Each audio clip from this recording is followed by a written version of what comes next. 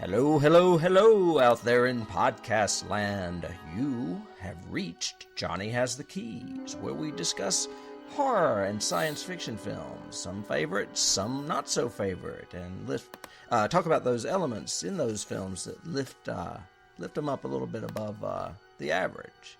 I'm here with my friend David Horton. Hello, David. How are you? Hello, Tim. I am well. I am non-coroned, so yes, I'm here. Yeah. I've got my hazmat suit on. Yes, of course. Living in a bubble. Got Purell in every room. Mm-hmm. So. Wow, that's currency it's now. Funny. You could sell that. We record this in advance. I wonder if it'll still be going on when people are listening to this. Oh, I certainly hope not.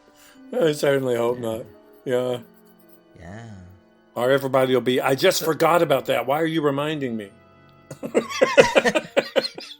I'm trying to push it back. I'm trying to repress it. Yes. Yes, exactly. Mm-hmm. So, what other than your confined to home have you been up to as far as a possibly genre-related week? Possibly genre-related. Well, there's some good things, coming from our, social distancing. One of them is that Westworld premiered this week, season 3, so now I'm happy. The other one was both Universal and Disney have decided to release theatrical movies online at the same time as their normal theatrical release. So I'm sure movie theaters are pissed off about that, and I'm sure it's going to be some kind of legal thing that happens, but they're going to release... Wait a minute, backtrack. What is going on? So Universal and Disney have some big films that are coming up. I'm trying to remember the titles right now because I read it this morning. Mulan would be Disney, but I think they postponed it. But Mulan was pushed back. But so like The Hunt and The Invisible Man are both supposed to come out next week. They're going to come out online as well as be distributed to movie theaters. So those people who are confined at home can watch them online. And that's pretty fucking innovative. Yeah, I think it's in breach of contract because, back years ago when I worked at Blockbuster, they had a lot of those things where, the contracts were a certain number of days. So you couldn't release anything on video 90 days until 90 days after the premiere or whatever, that kind of thing. You couldn't release it online for a certain amount of time. So they may just be suspending those contracts so that the movies can get out. But it's a good idea to, especially for people who are going to be caged in their homes with their loved ones, for a few weeks, hopefully. But yeah, so that was kind of interesting news, genre related, because of Invisible Man, because I do want to see that. That looks really cool. And Westworld, that was it. Yeah. Well, I'm just thinking, if you're confined to home, mm-hmm. I guess some people may want to pay money to see a movie at home that they could go see at the movie theater. But when you have so many options for streaming that are already free because you're subscribed, I don't know why you would even bother. I'm not sure it's going to be a good venture anyway. Well, I mean, it might be. I think it's worth at least the experimentation to see, and that's what a lot of people in the industry are talking about, is that it kind of sets a unique precedent. Are you going to binge watch, that series on Netflix, or are you going to pay the 19 or 20 bucks or whatever, 15, whatever it is to, own a movie that just came out? So I think it'll be interesting. Disney moved up, what was it, Frozen 2? They moved it up, I think, a month. So it's now available on their Disney Plus platform. So I think it'll be interesting. And especially, I don't know if they're going to, I don't remember seeing it. I don't know if they're going to do it for rental or not. Because a lot of times, like with iTunes, because I buy a lot of movies. So like on iTunes, they'll release it, but it'll be only for purchase only. And then 2 weeks later, you can rent it. but it's not available for Yeah. rental right when it first comes out, sort of thing. Amazon does that too. Yeah. So. Yeah. Oh no, the corona. But no, so Oh my so God. we'll see. Cover your microphone. So we'll cover your microphone. So we'll have to see. What about you? What have for you 9 been days, doing? David. It lives for 9 days. Yes, it lives outside the body. So it was so funny because on our Patreon right now, today is going to be Miri's release, so that kind of dates us if people are listening to this. But somebody on one of my friends' pages posted, "Wait, a disease that only kills old people and lets younger people live? Haven't we seen that in a Star Trek episode?" And I thought I thought that was ironic. What about you? What you been up to? What have you been doing? What are you doing genre related? Well, mine's a little bit lengthy, and this has nothing to do with films. One, I've been getting my my apocalypse fantasy vibe going. I mean, here in the age of Corona, where things are shutting down left and right, and there's no traffic in Atlanta, and fewer people are out there, man. I mean, there's a heavy-duty Walking Dead vibe going on. I'm sure. Which is kind of cool. And I've taken advantage of some of the time at home to finally be preparing to launch my novel. Yay! Yeah. It's called The Dead Next Door. It is book one of a series I'm working on called Will to Live. I know that sounds a little bleak, but the character's name is Will. And I just have never, I've published short stories. I've published a couple of short stories on my own. I've published short stories in magazines, and I've had a short story published in an anthology that was edited by Peter Straub. But I never realized just how much work there is in trying to launch a novel. I mean, it just making sure that, everything is rewritten to the perfect T and edited. Mm-hmm. Acquiring a decent cover, which, is make or break. And then, trying to launch somewhat of an advertising campaign and just to get the word out there when it comes out. Anyway, not to dwell, I am anticipating a late April, early May release. I'm not sure of an actual date just yet. Mm-hmm. So that's awesome news. That's awesome. For all of our listeners out there, I actually got to read an advanced gallery copy. I call it a gallery copy, like it's easy. And love it. So I highly recommend this novel if you guys are into that. That'd be great. Yeah, I will keep people abreast as we get closer.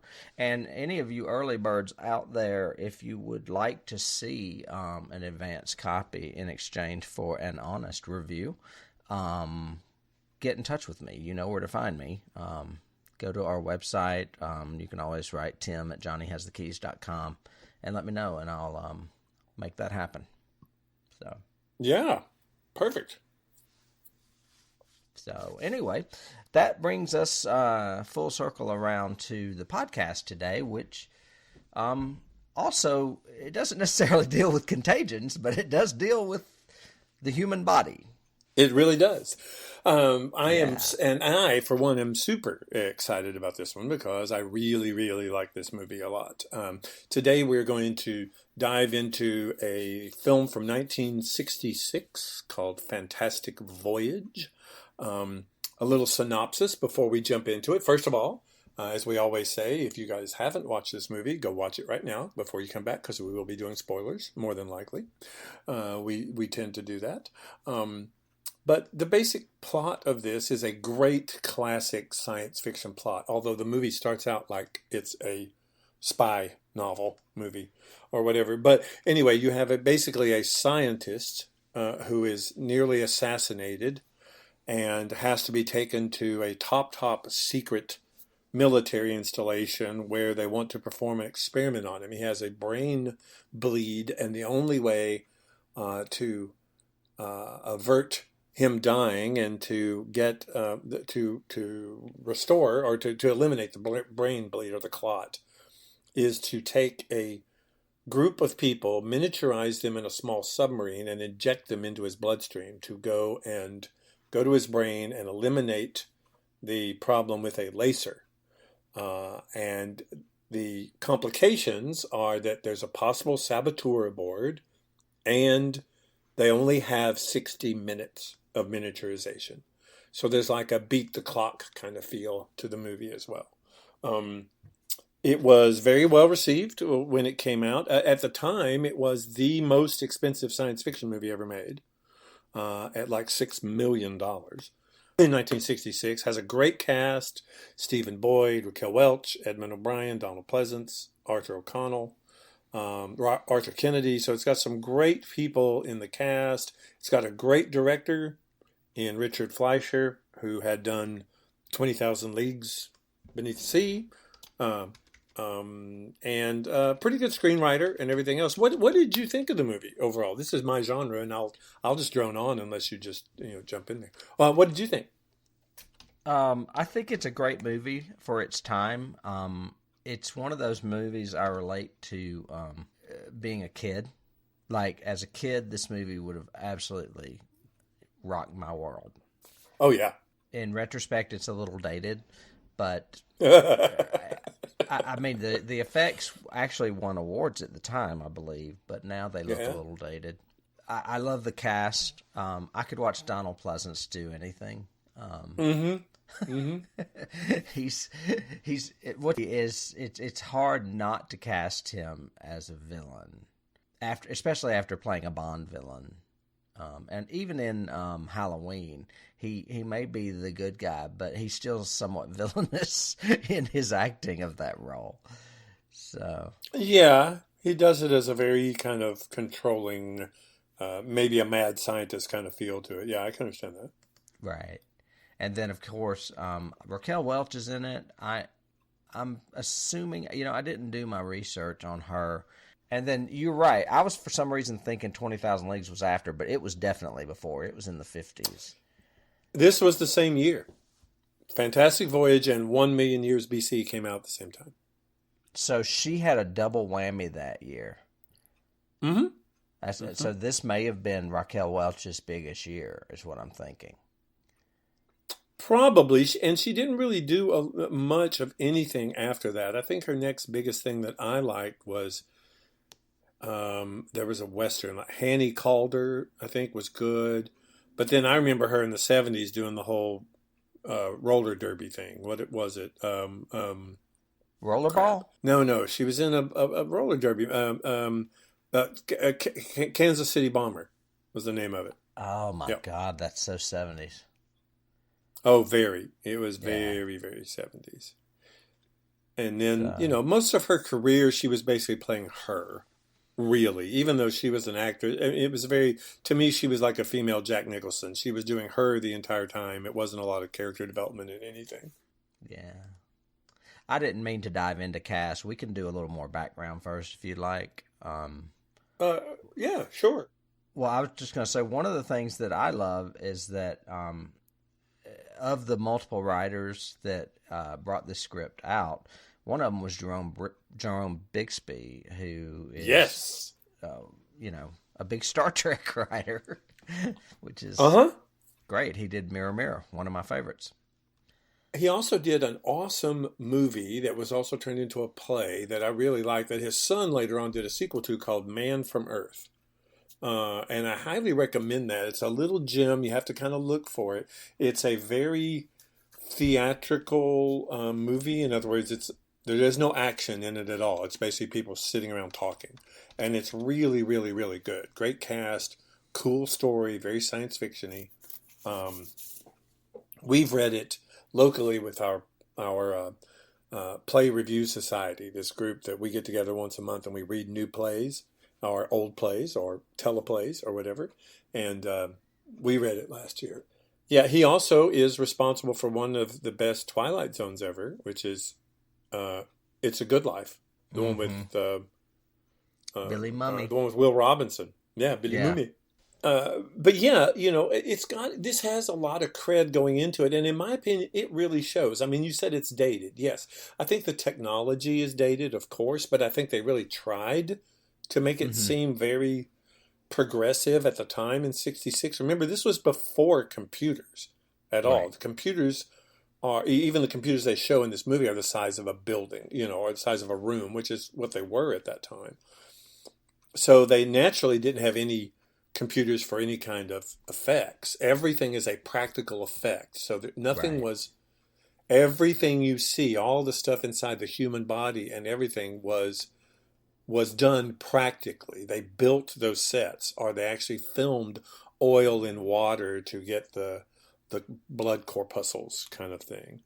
But it had really great cred. It had a great cast, a really good screenplay, a great director who really understood special effects and also just understood pacing and storytelling. Like he went on to do like Dr. Dolittle, Soylent Green, but also Tora, so and the producer, Saul David, went on to do Logan's Run. We can't say that that's great, but at least it's science fiction. Ernest Laszlo was the director of photography, and I think he deserved an Oscar for this, but he didn't get it. But he has done I mean, if you look up Ernest Laszlo, his credits go on forever. He did a bunch of stuff with Stanley Kramer. He did a lot in the 50s and 60s. Just really great director of photography. The thing in the production that I really liked was I was watching the credit sequence and it said makeup by Ben Nye. And everybody now, buys Ben Nye makeup, especially for theatrical and movies and all that. But this was him, literally the guy, Ben Nye, as a makeup artist in this movie before he started his makeup business sort of thing. So I thought that was cool. The effects are somewhat dated. Yes, the technology, I think, is dated. The effects, I think, still work for me, and it still work the way they're presented. Well, and at the time, they were not. Obviously, they were kind of state-of-the-art, and they were featured in Life magazine, which you don't normally see, special effects of movies featured in a magazine like Life. It also won an Academy Award for art direction and set decoration, and it won Best Visual Definitely Effects. Deserved that. It won Best Visual, and it was a nominee for cinematography and editing and sound. So it won more for visuals than it did sound, although sound was one of the things I kind of liked about it myself. Me too. It was the first American film with no musical score, just electronics and pulses and stuff. Wait, but just in the credits. Just in the credits, not in the movie. It had no musical score in the credits. I'm sorry, but it did you're have right. music. That's what I meant. I meant the credits. And I liked that it reminded me a bit, this is probably a key, of Andromeda Strain, which came 5 years later. In that regard. That's definitely one of mine that I've got in there. It's one of the first ones I had was very Andromeda Strain credit sequence. And I like the fact that there is no music at all until they enter the human body.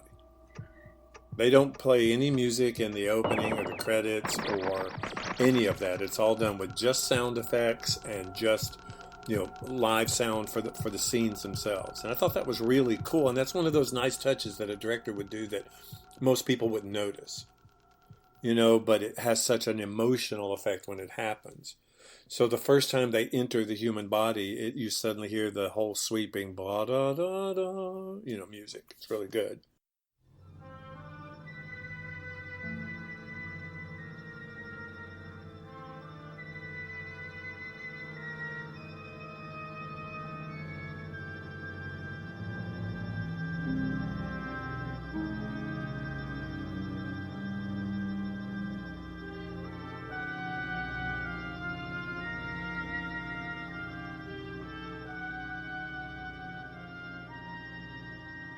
I've got some other, I thought that was cool, production-wise. Love the fact that the sets were the set direction was nominated or won an Oscar because it was so good that it was repurposed. I mean, a key for this would be Voyage to the Bottom of the Sea. They used like sets from this and effects from this Irwin and Allen? Everything. Yep. Yeah, because parts of this remind me of Irwin Allen.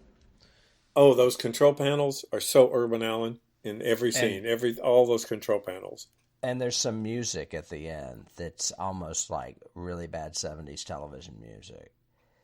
Mm-hmm. Mm-hmm. It's I made note that of it. Dun dun dun dun dun dun dun dun dun. Yeah, at the end. Yeah.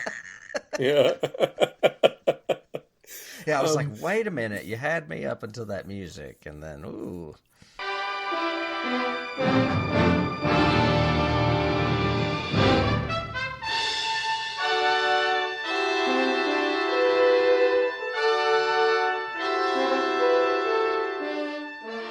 Yeah, it's a little overbearing. You were talking about the special effects. Did you know that the special effects for about a decade after this were used in medical schools? Yeah, because I read that. They were so accurate, and they had, they even have the blurb at the end where they thank all the doctors and nurses and everybody that helped them in the creation of the movie, because they went to all these consultants and said, what would it look like? What would it be? That sort of thing, which I thought was a really cool idea. It definitely falls into as I've said before, my definition of science fiction, because science is what propels the story forward from the very, very beginning. You would not have this story without the science being part of it, which to me makes it science fiction. Not just set in a fantasy world or a fantasy realm or a post-apocalyptic sort of thing. Let's see. So what about casting? Do you have any of your casting stuff? I don't have the normal casting I have with like who else was up for the role. And we already talked a bit about it, but let's just dive into some of these people. Stephen Boyd, I have in parentheses, he's the James Franciscus wannabe, because I don't know him from anything, and I kept going, is that the guy from Beneath the Planet of the Apes? I think that's the guy from Beneath the Planet of the Apes. And then I looked it up, and it's not. And I was like, what do I know him from? And, I mean, some of these people were not genre actors. They were known for other, just larger movies. Stephen Boyd was known for Ben-Hur, and I think, who else is in this that's smaller? Like Arthur Kennedy is also known for other type movies than just horror or science fiction, as is William Redfield and Arthur O'Connell. Arthur O'Connell was the chaplain in the Poseidon Adventure. I do remember that. Arthur. Oh, really? Yeah, that's right. Mm-hmm. And the Poseidon Adventure is a guilty pleasure of mine. I could watch that movie every day. There are parts of that movie. And isn't that Irwin Allen? You know what? It probably is. It probably is. I think it is. Yeah. It's one of his. I know it because it was one of the first movies that John Williams did the score for. That makes sense, because it's got John great Williams music. did that music. It's got great music. Yeah. Okay, so we talked a bit about Stephen Boyd. Raquel Welch, we've already gone over that this was probably her biggest year. Another science fiction movie she was known for is 20 Million Miles to Earth. Am I saying that right? No, 100 million years BC. Oh my God. Was her other one? I was nowhere near. 20 million miles.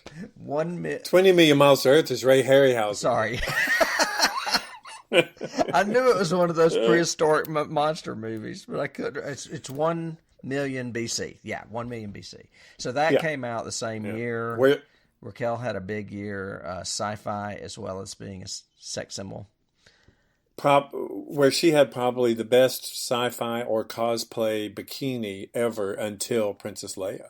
Or Barbarella. I mean, but Barbarella didn't have a bikini. Barbarella had that weird spacesuit thing. Or no clothes. Right. I'm thinking of just hot women running around in barely nothing in sci-fi movies. I know, which something is a I have must, no knowledge of whatsoever. Let's see. I'll help list them out for you. General Carter was Edmund O'Brien. Excellent. Yeah, Great actor. He's old school Western actor. He was in John Wayne movies, like I want to say The Man Who Shot Liberty Valance.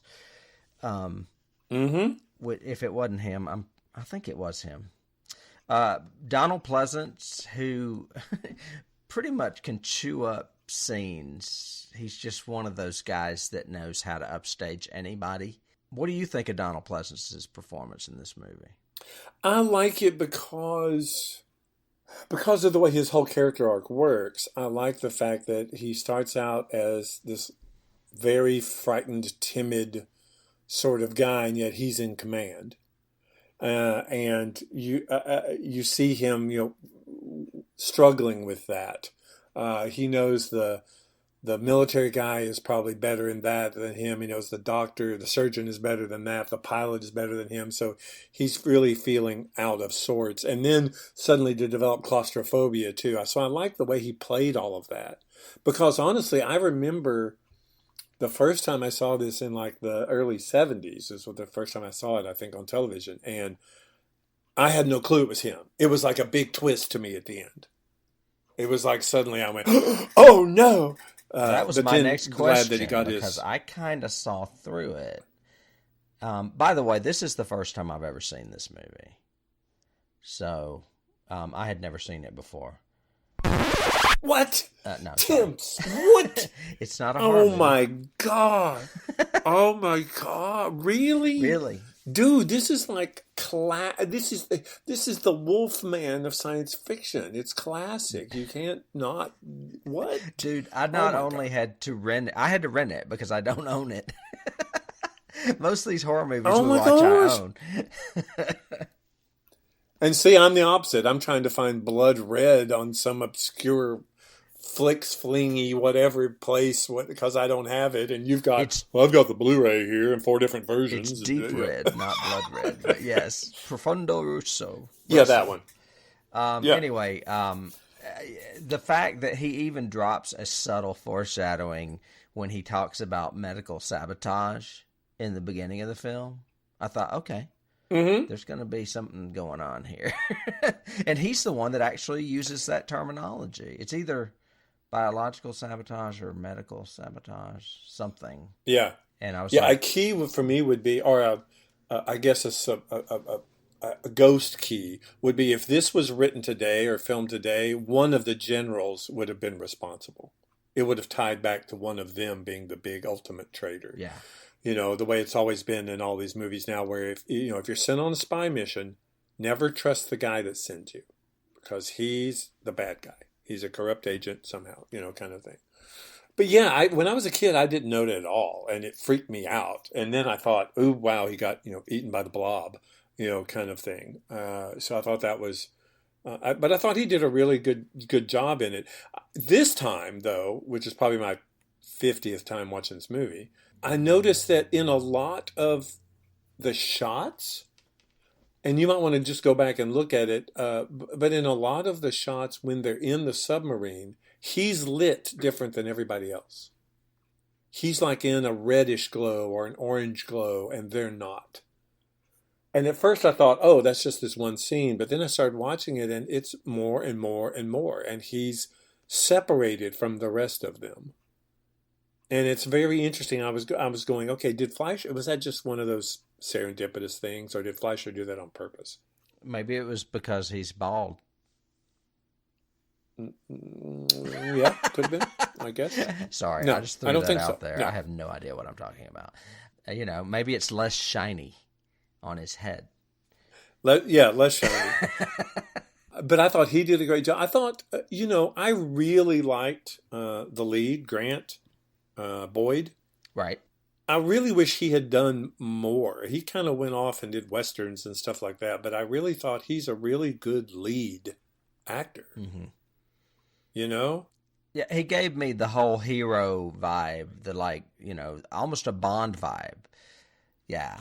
Very Bond vibe. Mm-hmm. Well, and that was going to be one of my keys too, is the whole opening of this is extremely Bond and extremely spy movie.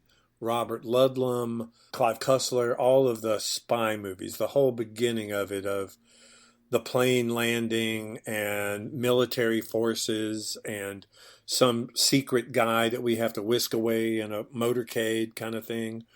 And then even down to, sorry to wake you up, we're going to take you to this secret military base. It really has a Bond vibe to it. It's got a Michael Chrichton vibe too. And we've already I had that as one of my keys. Yeah, Andromeda Strain. I didn't. This key just leapt out of me. I didn't even have it written down. But now that you mention it, the fact that it goes from action into a completely scientific element is very, very Michael Crichton. In fact, doing research on it last night, I was surprised that this was not a Michael Crichton novel. If you had asked me, I would have said, oh yeah, that's probably a Michael Crichton story. Mm-hmm. This was never a novel. Asimov was asked to write it, to novelize it, but this was a screenplay all the way. Yeah, which means I wonder if Crichton was influenced by this. I hadn't thought of that as a reverse key kind of thing. I mean, he wrote was Andromeda Strain his first novel, or was Terminal Man? I thought Terminal Man was his first. It may have been. So I'm thinking that probably came out around this time, if the movie Andromeda Strain came out 5 years later. So, I mean, they were on the page at the same time, on the scene at the same time, I guess I should say. Yeah, essentially. I mean, Andromeda Strain, the novel, didn't come out till 1971. Terminal Man didn't come out till 1974. I thought the movie came out in 71. I would think the book would have already been out. The novel to Andromeda Strain came out in 71, according to... So that means that they must have opted that novel before it was published. It actually, same year. Yeah, they optioned it before it was published because the movie came out in 71. So see, that was interesting because, I mean, that was a good, 6 years after this movie. He wrote a book. So I wonder if he was influenced by this style. Now, wait a minute. I think you have bogus information. I just went to a website. Oh no, I don't got no bogus happening. I'm at a website right now that says Andromeda Strain came out in 1969, but it also has a shit ton of books by him I did not know he wrote. So he was writing other genres. His first book was called Odds On in 1966. I just Googled Michael Crichton chronology, and it pulled up a bunch of books I had no idea he wrote because they're not science fiction books. And it's got Andromeda Strain sandwiched in there in 1969, and it's got Terminal Man in 1972. So I'm thinking he wrote Andromeda Strain first. But he also had 4 novels out before then that were not science fiction. One of them sounds like Elmore Leonard. I'm wondering what attached him to this kind of storytelling, because he does it in every novel or every screenplay at least. Well, he also wrote The Great Train Robbery. So, I mean, he wrote in different genres. But that was before he locked onto this. I mean, after that, he was doing Looker, Runaway, Jurassic Park. Yeah, money. Congo. money. Sphere. Money. Yeah. And then decided in his later years to settle into ER. Or doing that weird shit where he co-authors like James Patterson and doesn't have to do half the work or whatever. Right. Licenses his name. But we digress. Yeah. Sorry. Yeah. We are way off topic.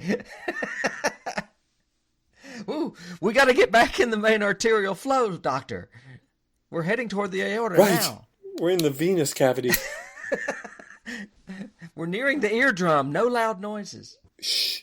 It is what we do, though. I mean, because that's kind of the point of this is where do the keys come from and the influences. And I really think this is strongly influenced Crichton. I agree. Obviously. And I think most of our followers out there are, what do we call them? Key holders would agree that some of our weird digressions are what make this interesting, because we are nerds and we go off in a tailspin on someone like Michael Crichton.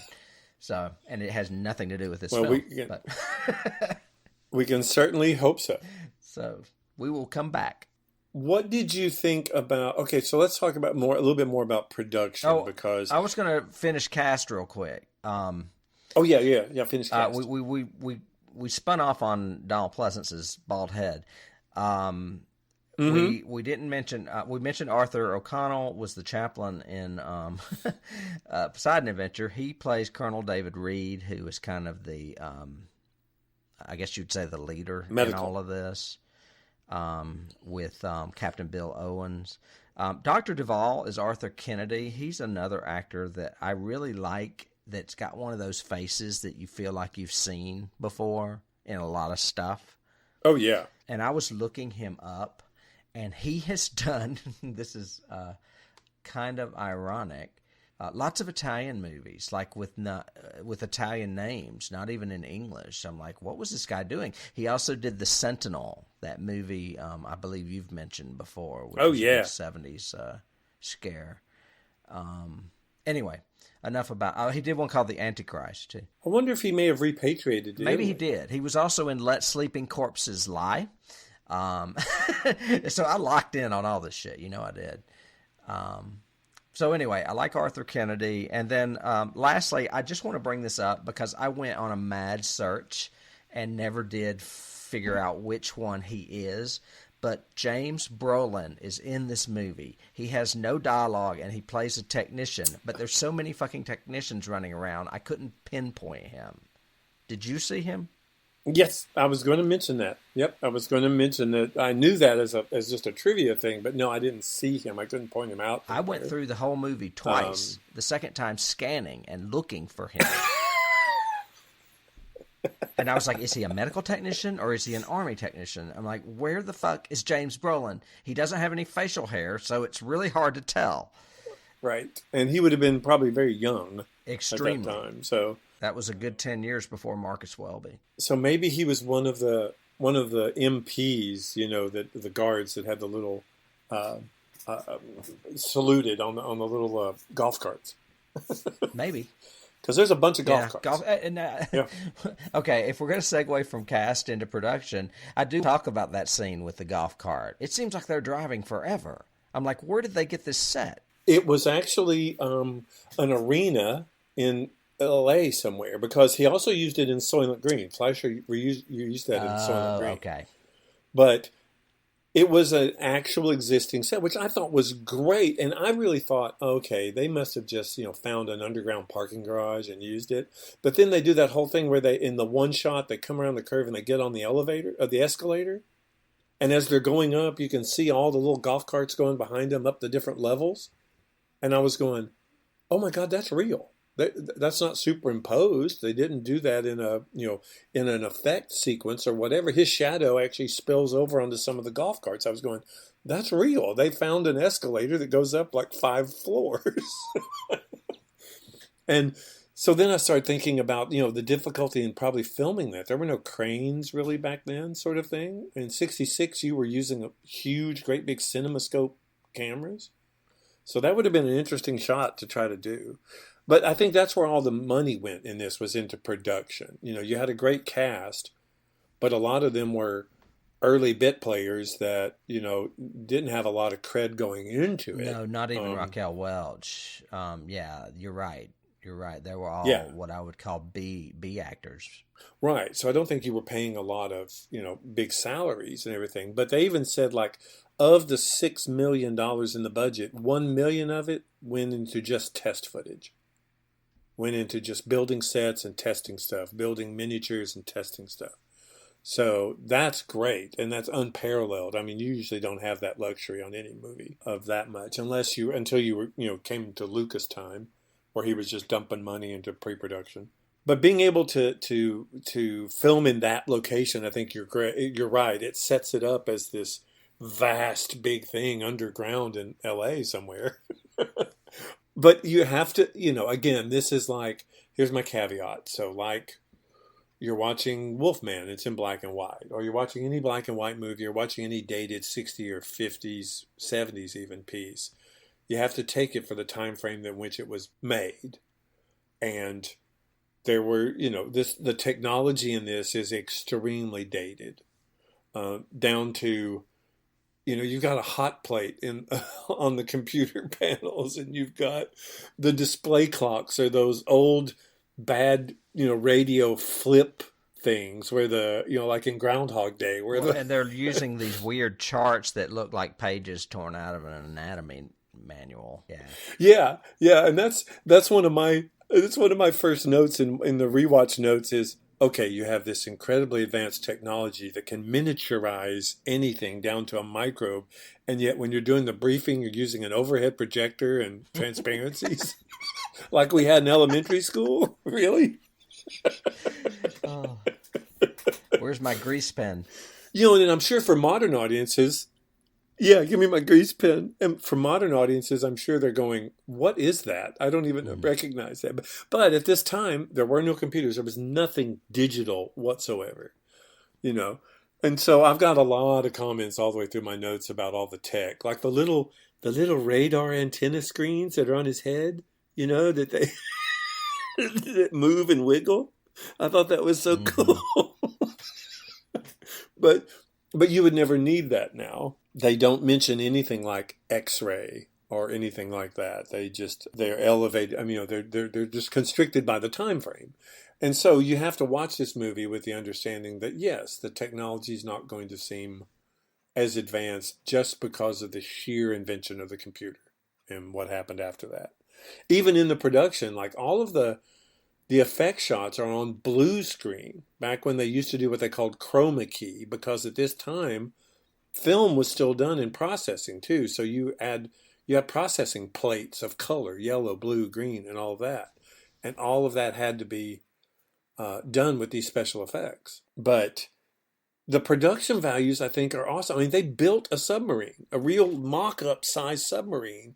And because they built a real one, you could actually film outside it, like exteriors, and show them inside, and you could, and it looked to me like it was on a gimbal so that the whole thing would move and shake and, angle up and down. What did you think about that overall, the special? You said you didn't really like the special effects at the beginning, or you said they seemed dated. They definitely seem dated. Some of them are really cool, though, when you look at them, like, for what they are. Like, they're supposed to be basically underwater, for lack of better words, because they're inside, I guess, the bloodstream or whatever. So when it looks like they're swimming, I'm like, how are they doing that? Like when they come out of the Proteus into, like, it looks like they're floating almost. Yeah. Well, they hyper cranked the camera to give it almost like a slow-mo effect. And later on, Stanley Kubrick used that same kind of process in 2001. Okay. To show the weightlessness in space. And they're also on wires. And I found out, I did not know that until last night when I started doing research on this, that all of the wire special effects is done by a guy named Foy, who went on to do all the flying effects that you've ever heard of in major movies. And on Broadway and theatrical and everything. Flying by Foy became a big company. Oh, Foy. I thought you said soy. I was going to say sauce. Foy. Soy sauce. F-O-Y, okay. Yes. But yeah, they all had to learn wire work and spent a few weeks learning wire work, because Fleisher also wanted them to really do this as opposed to stunt people, so that he could get close-ups and get, see their faces and their reactions. Well, and Boyd as Grant had to get yanked across, I guess, a set when he was being sucked into that lung every time he was getting blown around. Yeah, and had to spin on the wires and everything else. And the same thing with her, with the Cora character when she falls down into the cilia of the ear right before the wonderful, incredible antibodies. But even the normal, like even the basic set that we're first seeing is huge. The control room is up above, and you have an entire operating theater on one side, and then the miniaturization thing on the other side, and computers in between, and the control room on the left with the full body. I mean, they built that massive set, and it's cool. The way Fleischer films it going, he'll bring like the camera around and show you both sides of it and everything else. It's a really cool set. As far as my notes, they're kind of all over the place. I will mention that Dennis did not watch this movie with me, but he did pop in just in time to notice that those white wetsuits have really tight crotches. Oh, yeah. I have a note that I can't remember what it was about, but it really cracks me up. And it just says in quotations, "Wow, that looks pretty complicated." And in parentheses, it's a piece of paper. Wow, that looks pretty complicated. I can't remember what that was about. Even that technology about, they don't even have like, okay, this is something that I've got in my notes. It's kind of weird. They actually use closed circuit televisions for some of the monitor work. So like when, the general is saying, "Give me respiration," and the screen pops on and it cuts to the guy going, "His respiration is 6 a minute," that sort of thing. They're actually using, that's not superimposed in that square of the panel. They're actually using closed circuit television for that, which I thought was really cool. And probably part of the whole design of the set. But then when they get on the Proteus, he says, "How will you see where you're going?" "Well, I'll put these charts up here and then they'll come up to my repeater upstairs." And it's like this little tiny screen he's got where he's looking at the guy's transparencies. And I'm going, that's going to help you navigate the human body? Really? This little chart, this 2D chart this guy has? That looks pretty complicated. It was like, look really complicated. Yeah. One of the things that intrigues me about science fiction movies was touched upon in this, but because, I guess, of the time period, it was literally, the conversation was literally Saved by the Bell, and it was the whole biblical argument. One of the guys was about to talk God, and you could tell Donald Pleasance was gearing up to talk science, and then a bell rings, and they just both totally get interrupted, and it never comes up. Did you notice that? Mm-hmm. Oh, yeah. Because that's the kind of philosophical thing that would have drawn me in deeper immediately had we started getting into that argument. Agreed. And I think had it been the 70s, they probably would have explored that a little bit more. Mm-hmm. In the 60s, they just touched on it, but definitely gave it that feel. You could tell that Boyce or whomever, the surgeon character, was obviously religious and very impressed by the power of the human body. Mm-hmm.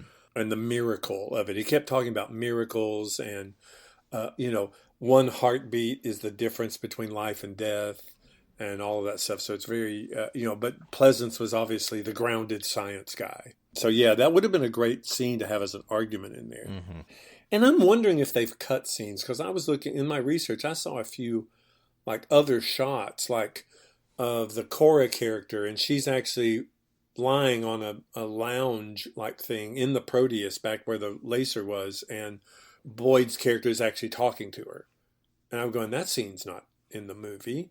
I'm wondering if there were scenes that were cut, because one of the trivia things I noticed was once they enter the human body, it's almost in real time. It's just a little over an hour until the credits roll. And I thought that was kind of interesting. So I wonder if he, again, maybe giving too much credit to Fleisher, the director, but maybe he wanted to do that sort of thing. I kind of wanted to see one of them just get large again inside that guy. I kind of wanted to see what that would look like. Yeah, I could tell you would. Or maybe the submarine itself just explode out his head. Yeah. I always used to talk about that and do that as a joke, as, they're on this one side and they're, deminiaturizing and becoming, full size again, and everybody's congratulating and everything else. And then you hear like a red alert, and they run over, and the submarine has exploded out of the guy's I know, and that's something that they never really pointed out. When they said deminiaturization would start in an hour, did they mean that it was just the humans, or was it the submarine as well? And did the submarine No, it was the submarine as well, because it got destroyed by the white corpuscles? Correct. Well, what would have happened had it not got destroyed? Game over, man. Game over. Let's put her in charge. Yeah, you couldn't have. Yeah, right. You would not have been able to leave it inside the brain. No. But that's why they even make that line about the corpuscles will destroy it entirely or whatever. And by the way, regret as a child, this is kind of a personal key, but I never ever got a model of the Proteus, and I always wanted one because I thought it was a great design Okay, for all you folks ship. out there, you know what to send David for Christmas. He's looking for a model. Please give me I want a model Proteus. He wants a model Proteus. But I did look up. Proteus is actually a type of bacterium. That's what the word it comes from. I thought that was kind of cool. Look at you doing word origins. Yeah, I'm getting all literary. Mm-hmm. I do like the fact that every single person in the movie says laser and not laser, which is what it was at the time. This was 1966, so this was the same year as Star Trek, so we hadn't seen phasers yet. They don't enter the body or do the fantastical stuff until 38 minutes into the movie. Thought that was kind of cool. I'm just glancing at my notes. When he says, "How long can we stop his heart?" And because they're now in the vein and they're going toward the heart, so they have to figure out a way to not destroy the submarine on the way. And the doctor starts talking about, well, given this amount of time, and the general pulls out a slide rule from his shirt pocket and starts using a slide ruler to figure out the timing. Mm-hmm. I was going, oh my gosh. There were people that wouldn't even know what he just picked up, Mm-hmm. Defibrillators obviously weren't a big thing at the time. Now we see them everywhere. They're at sporting events or airports or whatever. But back then it was like that huge giant heart stop machine sort of thing. That whole scene with the eardrum was pretty funny to me because you knew somebody was going to make a noise from the very setup. Yes. And then I was like, oh, yeah. Why is that guy so fidgety? Why is he sweating so much? Yeah. As soon as those hemostats hit the floor, man, all of a sudden you just see Raquel Welch go flying. And they did, when they finally said they're clear of the ear, and everybody went, oh, and relaxed. And you heard some nurse say something about, I thought I would die when that, that instrument hit the floor or something like that. Mm-hmm. I expected to hear the general say, yeah, and you're fired, lady. Get out. What did I tell you? Shit, man. I think I've got some, obvious flubs or weirdness or whatever, even based on where we are. We were talking about the book. First of all, there is no book. But there was a novelization, and Isaac Asimov was asked to write it. Did you know this? I knew he was asked to write it. I never read it. Well, he said that there's lots of holes in it that he would like to fix. So apparently he did, and the movie was stalled, I guess, because of production problems.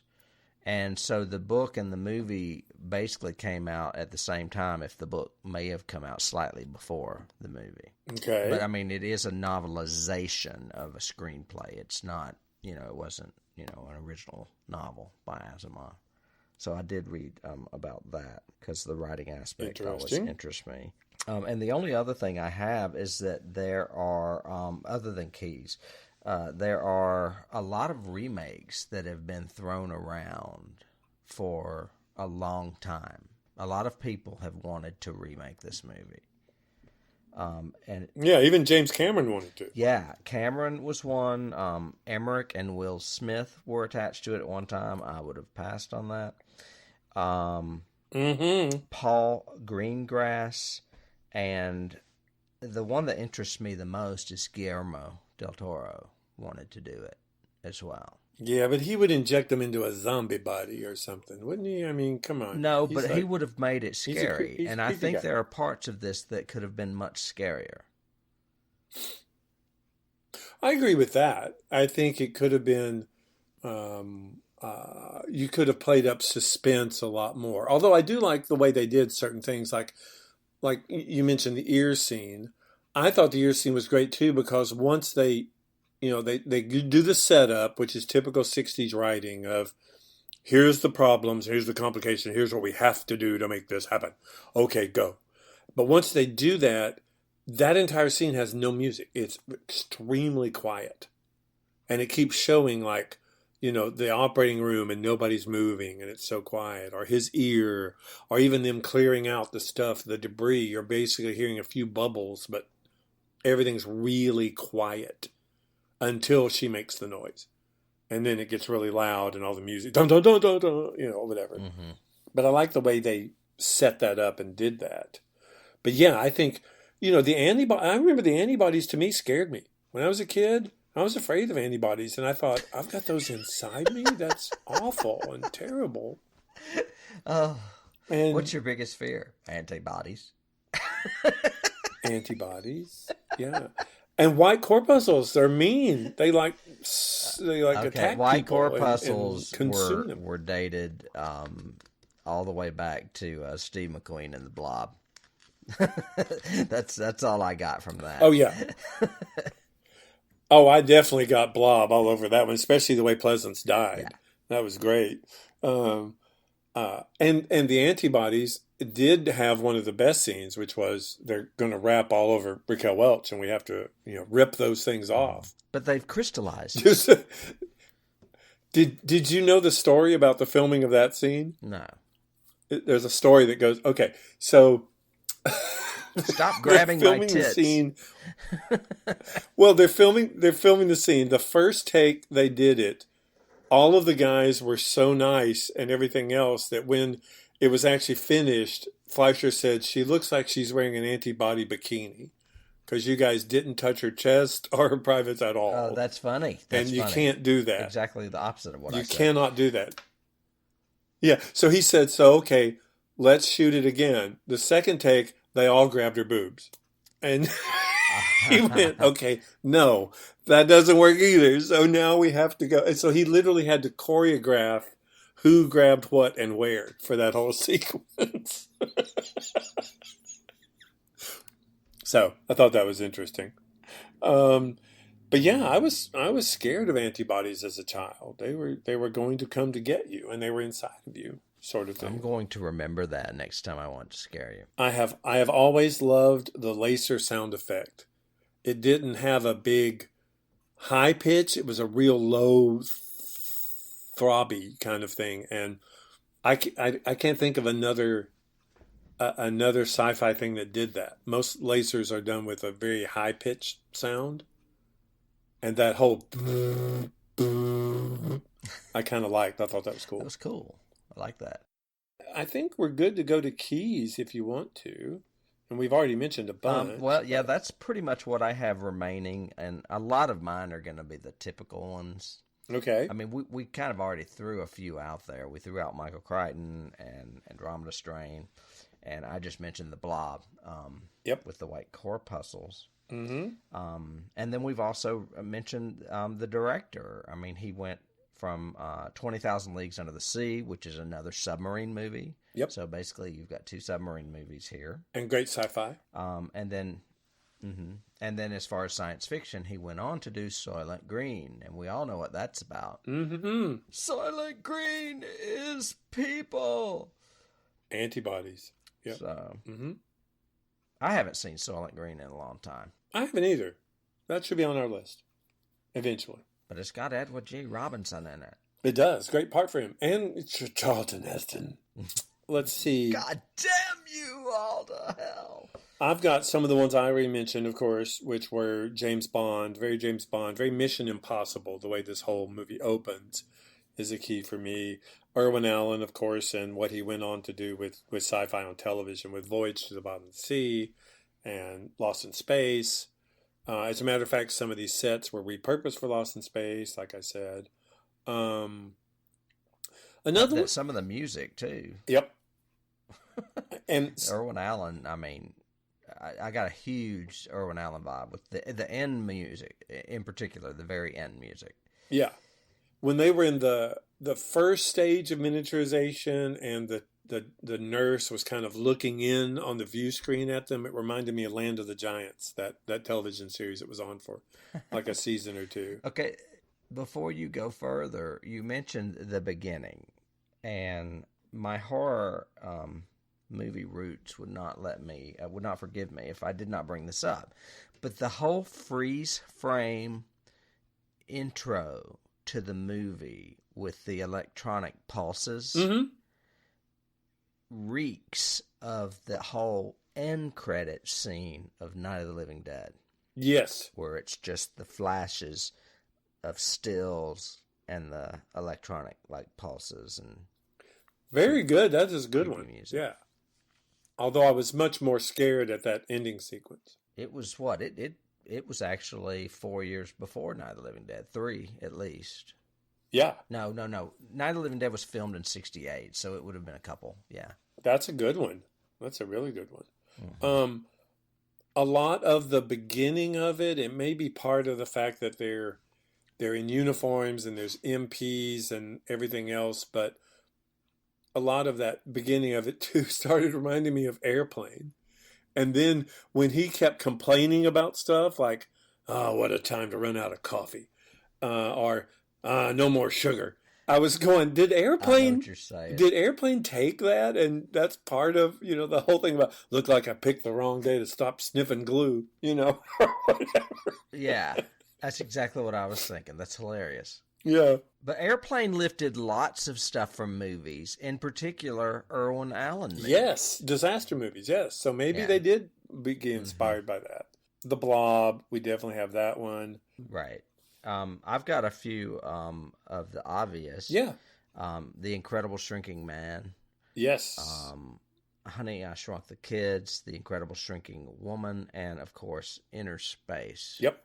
I had all those. Martin Short and Dennis Quaid, excuse me. Yeah.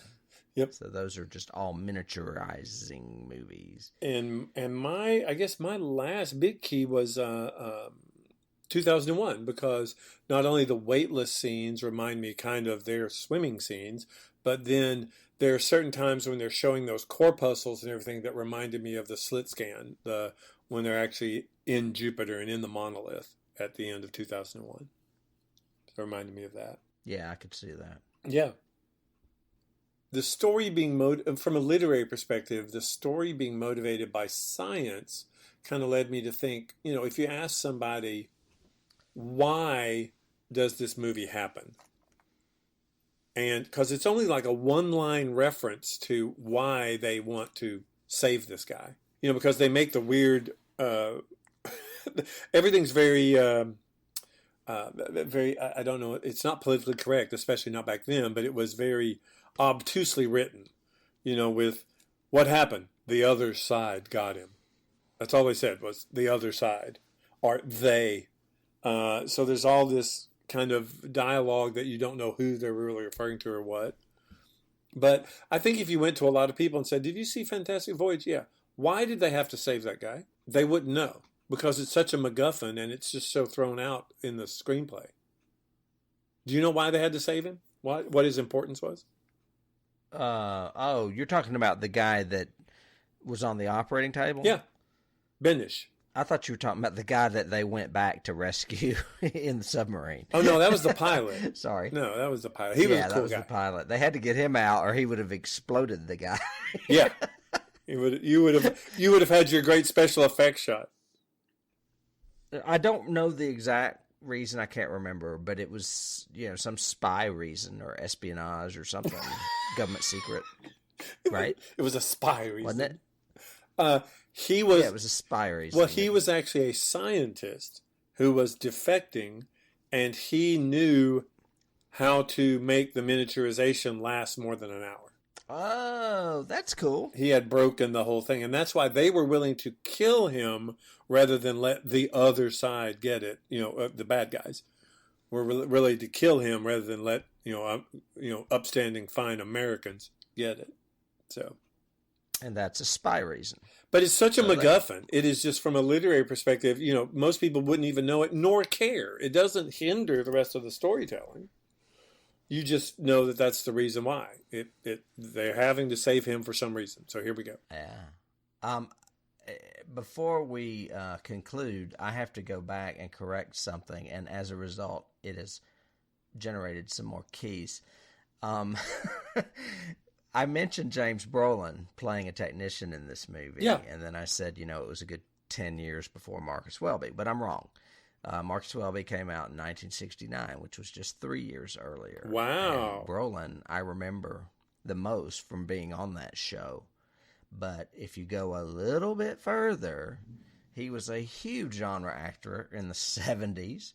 In 1973, James Brolin did Westworld. Yep. Michael Chrichton. 1970s. Yeah, Michael Chrichton. He did, in 1977, Capricorn 1. And in 1979, The Amityville Horror, which was huge at the time. Oh, my God. So huge. Who was the girl in that? Was that Margot Kidder? Yeah, it was Margot Kidder, I'm pretty sure. Crazy Margot. Crazy Margot. Yeah. She's had her problems. But, I didn't know that. So that is interesting, yes. It also had, what's his face in it that I like so much? What's his face? Yeah, that guy. Rod Steiger. Oh, yeah. Yep. Yeah. So, let's end the Fantastic Voyage with Amityville Horror. Right. Always twisting it to horror, Tim. All the time. That's all you do. Sorry. It's just in my nature. Well, I mean... any final words on this piece? I think final words are, this is probably in my top 20 science fiction movies of all time. Maybe 15. Oh, wow. I do think it's great science fiction. I do think it's well done. It is dated technology, but the story works. The basic story beats work. The acting is really good all the way through it. I would highly recommend it. It would have made a great novel. It would have made, I think, you could a great have left novel. So much more to the imagination in a novel. And I am not one to say I like a remake at all, but this might be one that would be interesting to approach from a remake perspective and see with modern technology could you redo it, as long as they tried to be like this one is and try to be as realistic as you can, and maybe do like a James Cameron-y thing of pushing special effects to a new level. Might be interesting. It's ironic you mentioned Cameron with a remake, because in one scene I was thinking, okay, if James Cameron was trying to make this, he would try to do like The Abyss, and they would really be underwater, except they would be under some kind of plasma water or whatever. Because I remember as a kid thinking when they opened up, trying to rescue Raquel, and they open up the thing and all the stuff pours in, I'm going, ooh, that's really blood. Ooh, that's really blood. I was looking to see if their suits were wet when they came back in. I was like, just because sometimes they were shiny and sometimes they weren't. Right. I was like, wait a minute. Yeah. So anyway, that would be my take on it. What would your take overall? Any closing thoughts from you? My take is that it's definitely, I would say, somewhat of a landmark in the whole history of science fiction, the whole oeuvre, for lack of better words. Uh-huh. I mean, it's not unlike some of my favorite movies that are dated as well in the horror genre, but I still love them for what they are. Some of it's nostalgia, some of it's the cast, some of it's the story. I mean, like any film. So yeah, I mean, I think it definitely warrants a place in the hierarchy of science fiction history, for sure, for sure. Just like I would put, Night of the Living Dead in there, and by today's standards, people would laugh at that movie. Oh yeah. So, yeah, definitely. So that's where I stand with it. I can appreciate it for what it is, and I can look past the flaws. Excellent. Cool. So thank you all for listening to us talk about this and going off on wild tangents and everything. We appreciate you guys listening to us every week. Yeah, David, we only have, I was just looking, 4 episodes left of this season. Oh, maybe we should extend the season and make it 40 episodes or whatever. No, but yeah. Well, I think what we're going to do instead is make the last 3 episodes double features. Yeah. That's enough.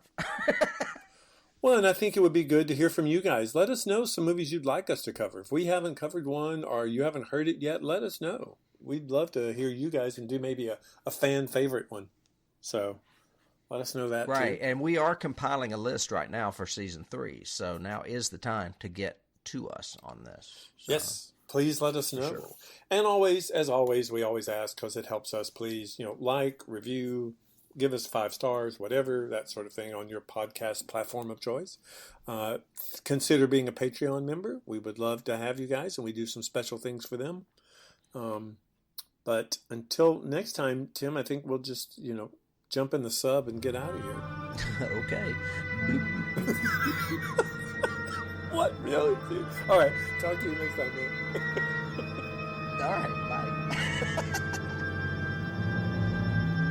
Bye.